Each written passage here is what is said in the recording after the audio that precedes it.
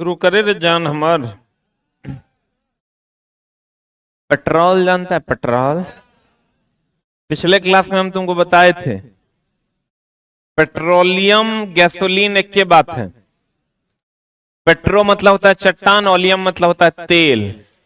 चट्टान के तेल को पेट्रोलियम कहते हैं। एनी दर्द? पेट्रो बोले तो चट्टान, ओलियम बोले तो तेल। चट्टान से निकलने वाले तेल को क्या कहते हैं? क्या कहते हैं चला? पेट्रोलियम को हम लोग द्रव सोना भी कहते हैं। कौन सोना? पेट्रोलियम को क्या कहते हैं? द्रव सोना भी कहते हैं। क्योंकि चला जितना वेल्युएबल पेट्रोल है वो लगता है कि सोने जैसा ही वेल्युएबल हो गया है। बहुत ही ज्यादा महंगा है। ठीक है। पेट्रो मतलब चट्टान, ओलियम मतलब तेल। गौर फरमाइएगा। एक विधि है प्रभाजी आसवन विधि और एक होता है आसवन विधि। दो विधियां हैं, एक है प्रभाजी आसवन और एक है आसवन।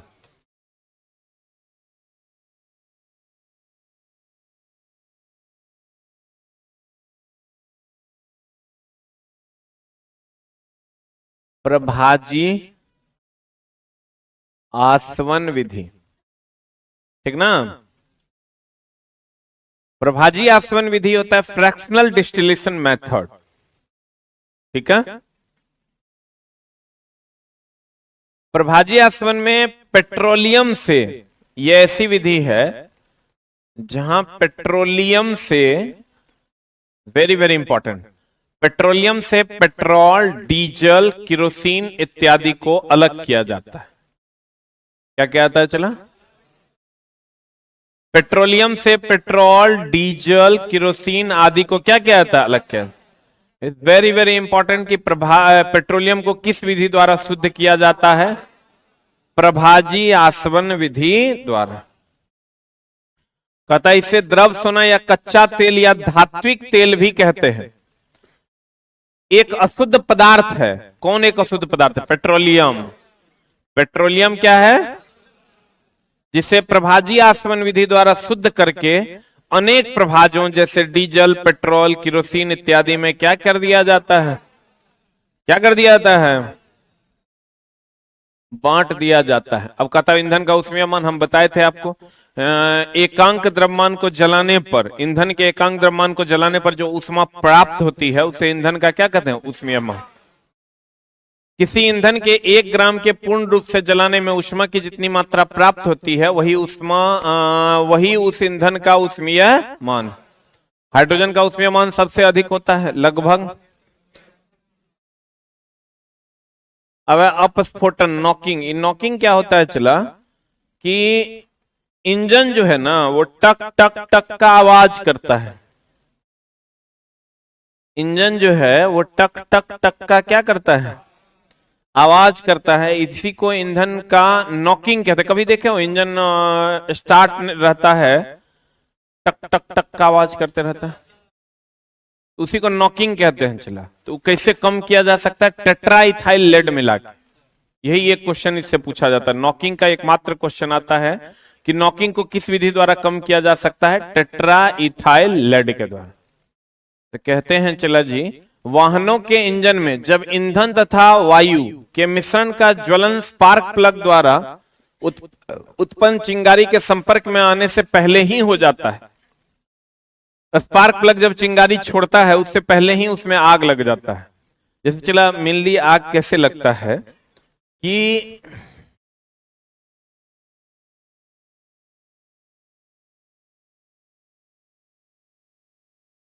ये चला तुम्हारा सिलेंडर है और इसमें होता है पिस्टन। क्या होता है? पिस्टन। तो ई चला क्या करता है ना, यहां पर ये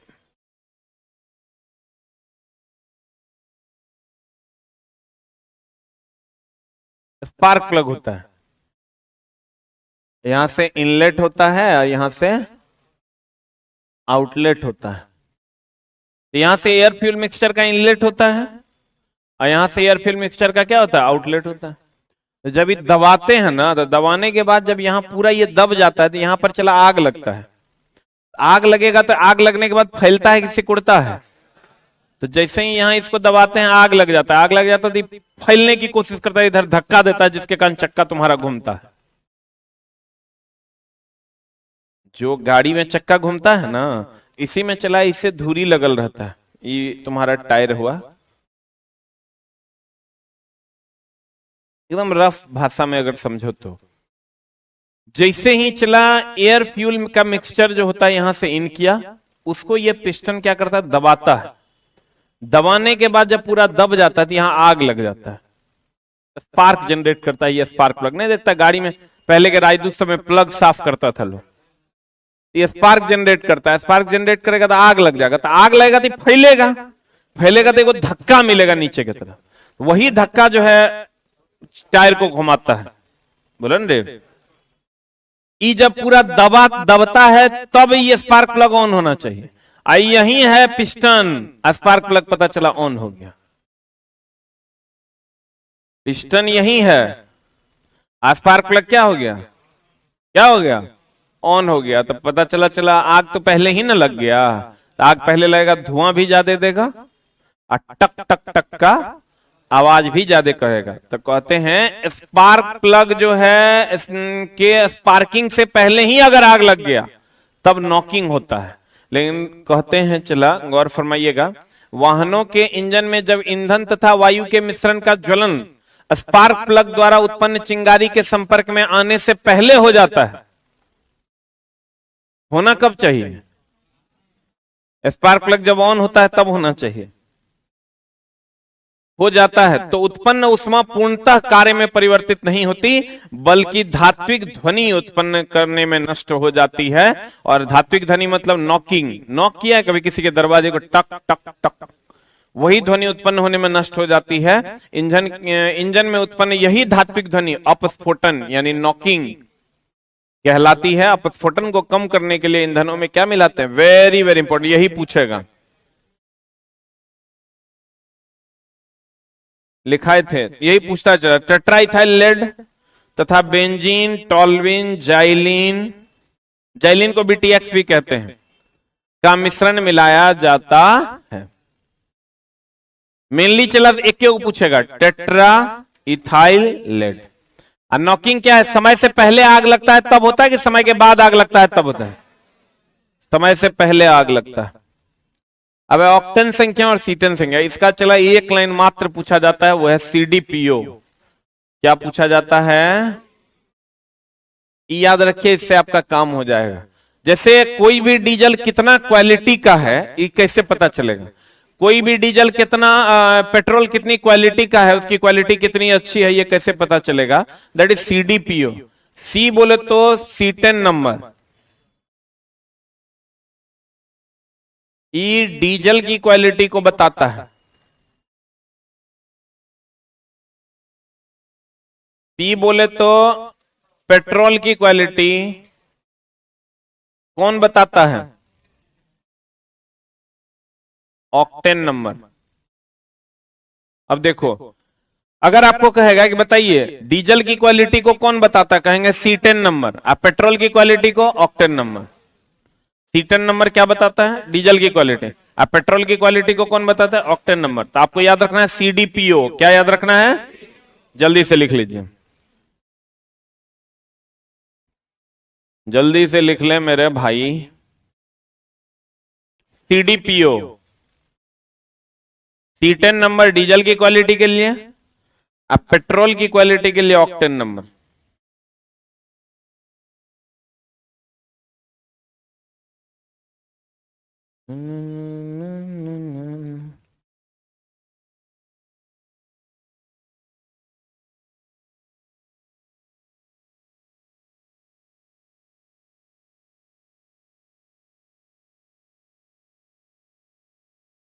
C10 नंबर किसकी क्वालिटी के लिए, आप पेट्रोल की क्वालिटी के लिए ऑक्टेन नंबर।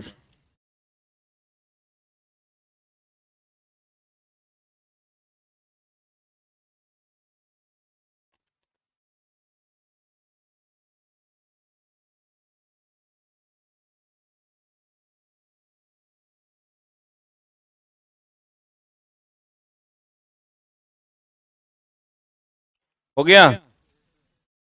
C10 नंबर किसकी क्वालिटी चला? डीजल की क्वालिटी। अब पेट्रोल की क्वालिटी ऑक्टेन नंबर। CDPO क्या बोलेगा? क्या बोलना है दोस्त? CD CDPO CDPO CDPO। देखो चला। अब इसी से तुम्हारा क्वेश्चन बन जाएगा, लेकिन इसका मेनली थ्योरी क्या है? कहते हैं ऑक्टेन संख्या तथा C10 संख्या दोनों का ही प्रयोग ईंधनों की गुणवत्ता के लिए करने के लिए किया जाता है। किसका किसका? ऑक्टेन संख्या का और C10 नंबर का। बोलन रे, अभी है क्या ऑक्टेन संख्या और C10 संख्या, इसको समझना होगा। तो चला, ऑक्टेन जो होता है ना, ऑक्टेन ऑक्टेन का जो ऑक्टेन नंबर होता है वो 100 होता है। उसी से कंपैरिजन करके हम लोग इसको निकालते हैं। अब क्या है, गौर फरमाइएगा। ऑक्टेन संख्या के माध्यम से स्पार्क प्रज्वलन आंतरिक दहन इंजन, ये स्पार्क प्रज्वलन हो गया पेट्रोल इंजन, समझ रहा है? नहीं, एक होता है चला कंप्रेशन इग्निशन इंजन, एक होता है स्पार्क इग्निशन, एक CI इंजन एक SI इंजन। अभी क्या है देख लो थोड़ा सा। एक CI इंजन होता है, एक SI इंजन होता है। कभी कभी चला क्वेश्चन पूछ देता है ना कि 1 नंबर गियर अगर लगाते हैं तो उसमें गति ज्यादा मिलेगा कि कम? कुछ तो बोलिए आप भी, बोल क्यों नहीं रहे आप? कहां बोलते हैं, चुप रहते। तुम भी यार कुछ बोलो। गाड़ी चलाता है? नहीं, आगे माएगा, बेचारा नहीं चलाता है, बड़ा समस्या है। चला, कितने लोग मोटरसाइकिल नहीं चलाए हैं कभी? तू नहीं है चलाया होगा, तुम देखने से भी बदमाश लग रहा है। हाँ, तुम नहीं है वो चुट्टा, तो पड़ोसी मुल्क में है। ये दोनों बदमाश है। देखो, बदमाश आदमी ऐसे मोटरसाइकिल नहीं है चलाए तो ज्यादा बेहतर, लोग सुरक्षित रहेगा कम से। अब बात तो 5-5 किलो के बोलता है के को, ये साइकिल चलाता है रे। हाँ, वही चलाओ तुम, छोटा। SI इंजन और CI इंजन, जैसे अच्छा पहले वाला जो देखते होंगे आप, वो था क्या बोलते हैं उसको, राजदूत। राजदूत में पहले क्या होता था, उस स्पार्क प्लग को निकाल के उसको साफ किया जाता था। कहीं तुम जा रहा है, अम्मा कसम रास्ते में भून, अभी भी लोग राजदूत कुछ कुछ लोग रखे हुए हैं। तो उसमें चला स्पार्क प्लग जो होता था वो नॉर्मल स्पार्क प्लग होता, अब तो EFI इंजन आ गया, इलेक्ट्रॉनिक फ्यूल इंजेक्शन इंजन आ गया, EFI इंजन उसको कहते हैं। तो चला, उस टाइम क्या होता था कि स्पार्क प्लग का काम है ना, स्पार्क पहले तो इंजन वैसे ही काम करता है, हम तरक्की बोले, आग लगने के बाद जो फैलता है, फैलने के कारण जो धक्का लगता है उसी धक्के से तुम्हारा गाड़ी चलता है। ठीक है, तो ये जो CI इंजन है ना, ये हो गया डीजल इंजन। अच्छा पहला बताओ, किसमें जल्दी आग लग जाएगा दबाने के बाद? सब कहेगा पेट्रोल में, लेकिन ये सत्य नहीं है। डीजल दबने के बाद जल्दी आग पकड़ता है। डीजल इंजन की दक्षता भी अधिक होती है। जितना भारी वाहन है सब में डीजल इंजन। तुम देखो, जैसे ये चला क्वेश्चन पूछता है सबसे, जितना ये इंजन गियर मोशन, अच्छा 1 नंबर गियर में चला, स्पीड तुमको ज्यादा मिलेगा कि कम? लेकिन बल ज्यादा मिलेगा। वहां बल नहीं, उस शब्द को बल आघूर्ण कहते हैं। क्या कहते हैं उसको? 1 नंबर गियर को बल आघूर्ण कहते हैं। क्या कहते हैं चला? 1 नंबर गियर को बल आघूर्ण कहते हैं। ठीक है, जैसे बल आघूर्ण मतलब गति को वहां बल नहीं कहते हैं, गति को एक होता है बल, एक होता है बल आघूर्ण। बल होता है अगर किसी वस्तु पर धक्का दे दोगे और वो रेखीय गति में आ जाएगा तो बल, और किसी को धक्का दे दीजिएगा वो घूर्णन गति में आ जाएगा तो बल आघूर्ण। बोलन रे, किसी को आप धक्का दे दीजिए, वो रेखीय गति में आ गया। अब किसी को धक्का दीजिए, घूमने लगा, उस बल को बल आघूर्ण कहते हैं। तो आपको कहेगा कि बताइए अगर 1 नंबर गियर में होंगे तो बल आघूर्ण ज्यादा होगा कि कम? ज्यादा होगा, बल ज्यादा मिलेगा लेकिन गति कम होगी। 4 नंबर गियर में बल आघूर्ण कम होगा और गति ज्यादा होगा। बोलो हाँ या ना,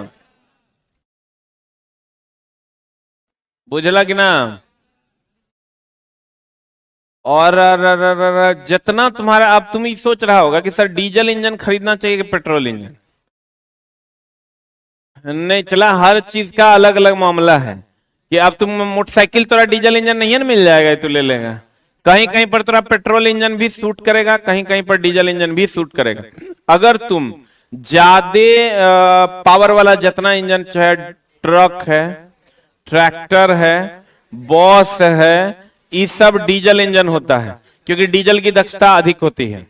अब पेट्रोल इंजन चला में एक फायदा क्या है ना, उसमें आग बहुत आसानी से स्पार्क प्लग की सहायता से हम लोग लगा लेते हैं। तो अगर कार वार आप ले रहे हो, बहुत कम चढ़ने का विचार है, बहुत कम चढ़ने का विचार, भाड़ा जोतने का विचार नहीं होना चाहिए, बहुत कम चढ़ने का विचार है तो आप पेट्रोल इंजन लीजिए। अगर आप ज्यादा चढ़ने के इच्छुक हैं तो आप डीजल इंजन लीजिए। ठीक है, अब तो चला वो सब लोग बंद कर देगा। आने वाले 3-4 साल में डीजल और पेट्रोल से चलने वाले गाड़ियां बंद हो जाएंगी, 5 साल के अंदर।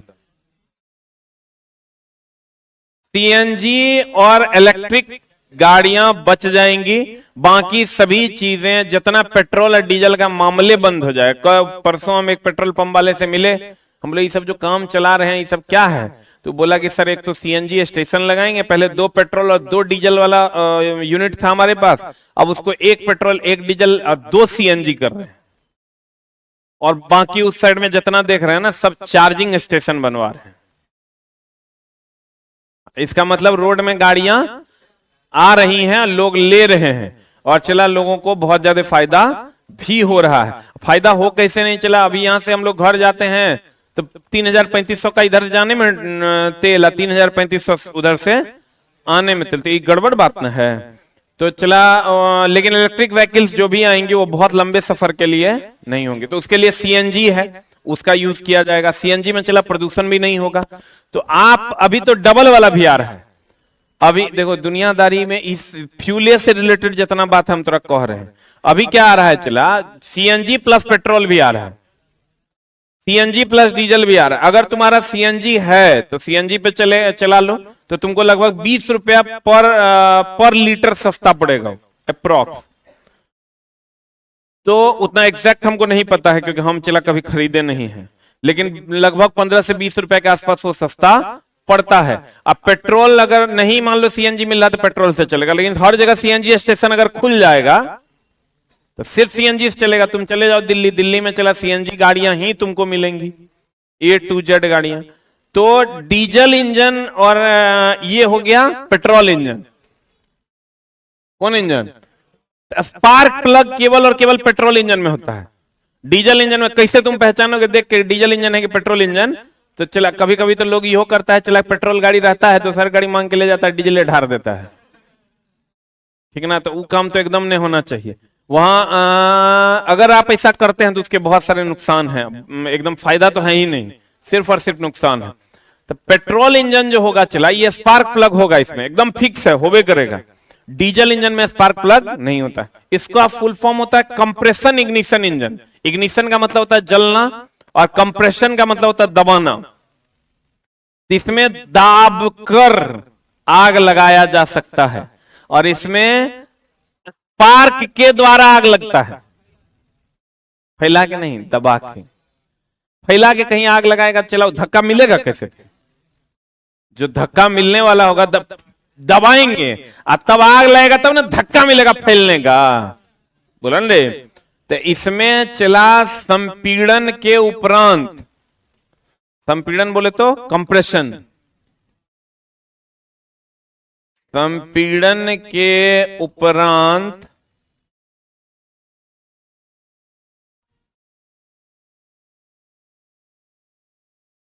आग लगता है। इसमें चला हाँ हाँ हाँ हाँ, स्पार्क।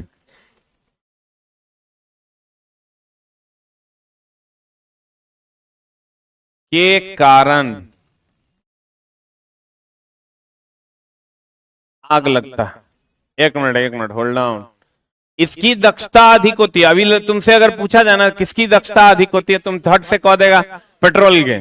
केकरा में जल्दी आग पकड़ेगा, कहेगा पेट्रोल के। लेकिन ये सब गड़बड़ है। इसकी दक्षता होती है अधिक।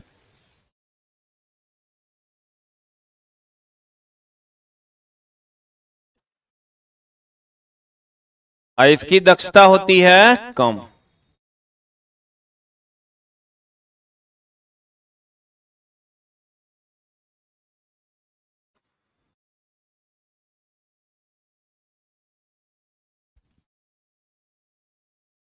डीजल में क्योंकि वो वेपोराइज ज्यादा होता है, इसलिए दैनिक जीवन में पेट्रोल में आग ज्यादा जल्दी पकड़ता है। हाँ फोटो खींचो, पीटेंगे इतना ना दोस्त मेरे, लिख लोगे तो ज्यादा बेहतर होगा।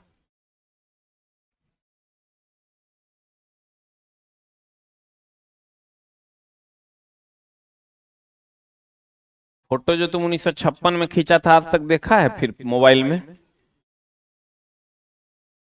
एक वो फोटो लोग देखता है फिर से? पिकअप, ये कौन बात बोल दिया था? वो तो चला, बहुत सारे फैक्टर पे डिपेंड करता है। पिकअप जो है ना बहुत सारे फैक्टर पे डिपेंड करता है।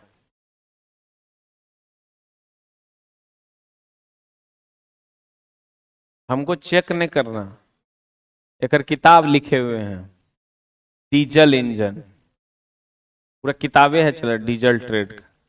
इसमें हम बहुत डीप में नहीं घुसना चाहते हैं, इसलिए कि तुम्हारा काम जितना से होगा उतने से कर लो जो तुम्हारे लिए यूजफुल है। अब फालतू की बात पढ़ोगे तो बहुत बात है फिर। हो गया? अरे हुआ। अब चला, हम ई बात में क्लियर है ना कि एक नंबर में टॉर्क ज्यादा गति कम, यानी बल आघूर्ण अधिक गति कम। 4 नंबर में फर्स्ट गियर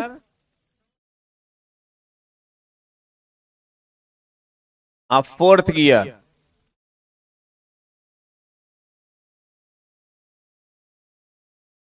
फर्स्ट गियर में चला बल आघूर्ण अधिक। अरे ज्यादा बल नहीं मिलता तब ना चढ़ जाते हैं एक नंबर में रे। बल आघूर्ण अधिक गति कम। फोर्थ नंबर में बल आघूर्ण कम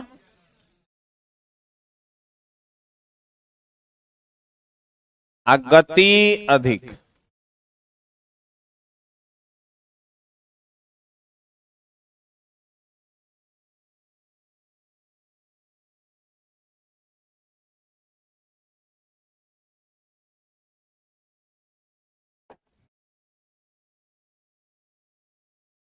आप लोग लेट से आते हैं, देखिए आगे एक बेंच खाली है, पीछे आप लोग खड़े हैं। हो गया? एक नंबर में बल आघूर्ण अधिक, लगने वाला बल गति कम। 4 नंबर में बल कम गति ज्यादा। 4 नंबर गियर में चला, कभी चढ़ान पे चढ़ेगा ऐसा मौत मरेगा कि ब्रेक नहीं बोलो, ब्रेक बोलो, break. It's not break, it's break. हो गया? अरे हुआ। अब देखो कहता है ऑक्टेन संख्या के माध्यम से, सीडीपीओ न था रे, सीडीपीओ ऑक्टेन नंबर से पेट्रोल इंजन। अब पेट्रोल इंजन तो स्पार्क इग्निशन है, एसआई है कि सीआई है? कहते हैं ऑक्टेन संख्या के माध्यम से संपर्क प्रज्वलन आंतरिक दहन इंजन में spark ignition internal combustion engine में प्रयोग किए जाने वाले ईंधन पेट्रोल विमान ईंधन की प्रज्वलन प्रतिरोधकता प्रदर्शित की जाती है। किसके द्वारा? किसके द्वारा? ऑक्टेन पैमाने 0 से 100 के मध्य होते हैं, जिसमें नॉर्मल हेप्टेन की ऑक्टेन संख्या कितनी होती है? 0, तथा आइसो ऑक्टेन की ऑक्टेन संख्या कितनी होती है? 100। फिर कहता चला C10, C10 नंबर हो जाएगा किसके लिए? डीजल के लिए, और डीजल के लिए हो जाएगा कंप्रेशन इग्निशन। C10 संख्या के माध्यम से दबाव प्रज्वलन इंजन कंप्रेशन इग्निशन में प्रयोग किए जाने वाले ईंधन डीजल आदि की दहन गुणवत्ता तथा ईंधन के प्रज्वलन में होने वाले विलंब को दर्शाया जाता है। अब दहन क्या है? दहन क्या है? चला आग लगेगा, हीट जनरेट होगा, वही दहन है। आग लग जाएगा कहीं पर, उष्मा जनरेट होगा, वही क्या है? क्या है? तो कहता है किसी ईंधन तथा बताओ आग महा भी आई बिना ऑक्सीजन के कहीं दहन होगा? आप कैसे पहचानिएगा ये दहन अभिक्रिया है? तो समझ लीजिएगा ऑक्सीजन वगैरह में होना चाहिए। क्या होना चाहिए?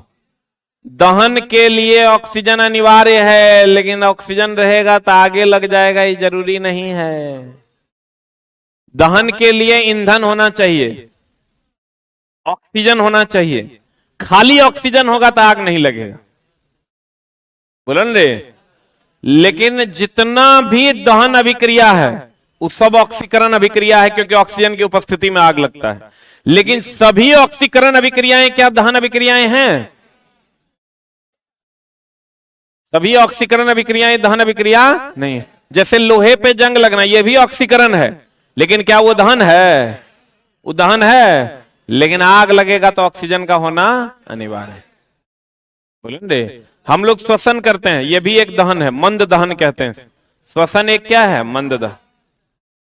किसी ईंधन तथा ऑक्सीजन के मध्य उच्च ताप पर संपन्न वह रासायनिक अभिक्रिया। बताओ दहन रासायनिक होगा कि भौतिक?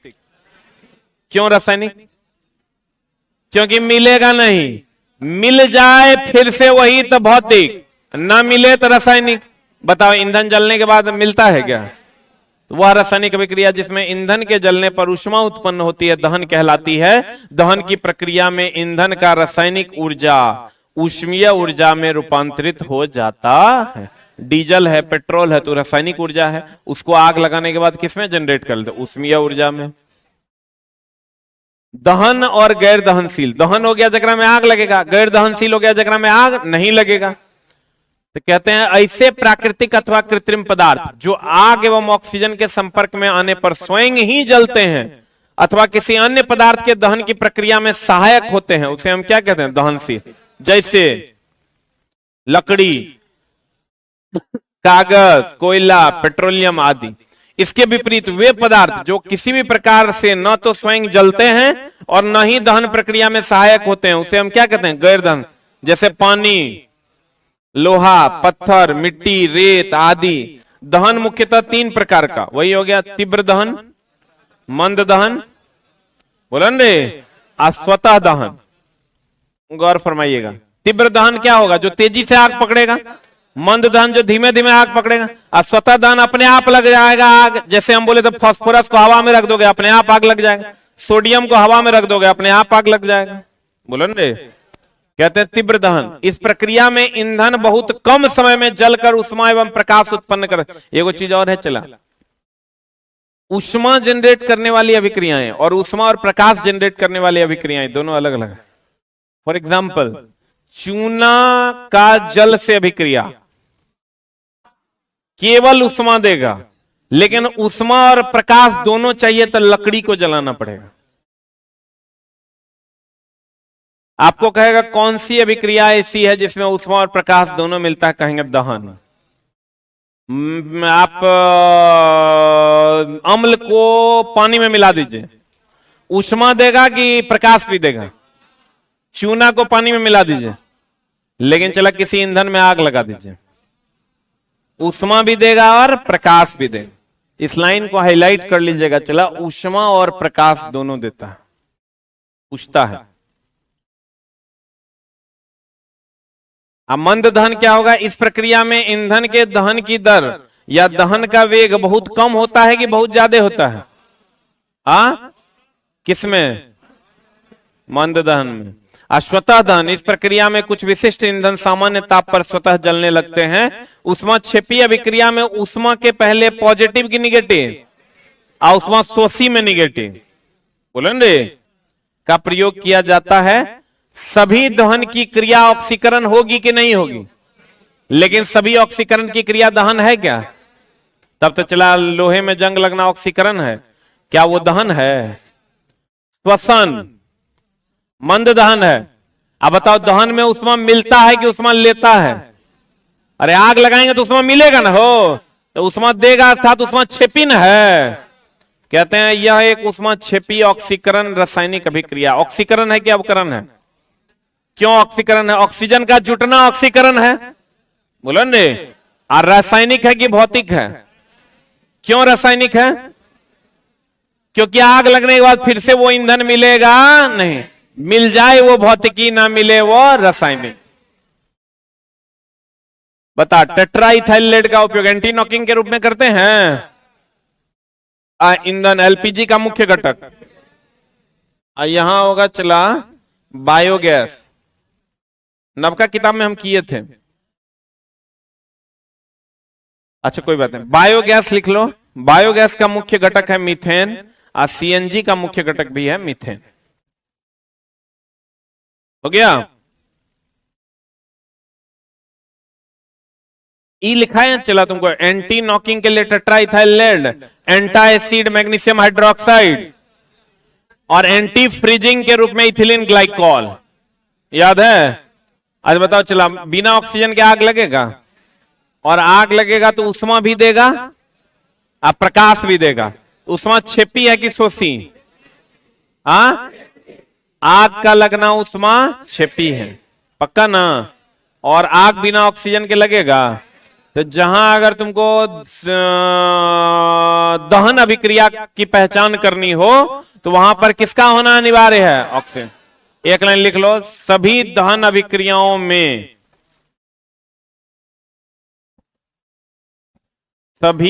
भागने के फेर में नहीं रहो, सभी दहन अभिक्रियाओं में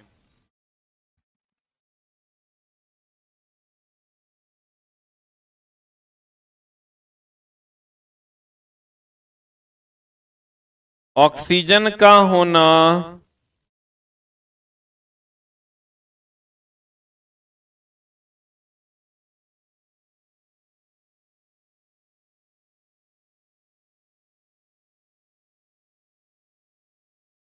क्या है? अनिवार्य है। सही चला। Thank you very much. कल हम लोग नया चैप्टर स्टार्ट करेंगे।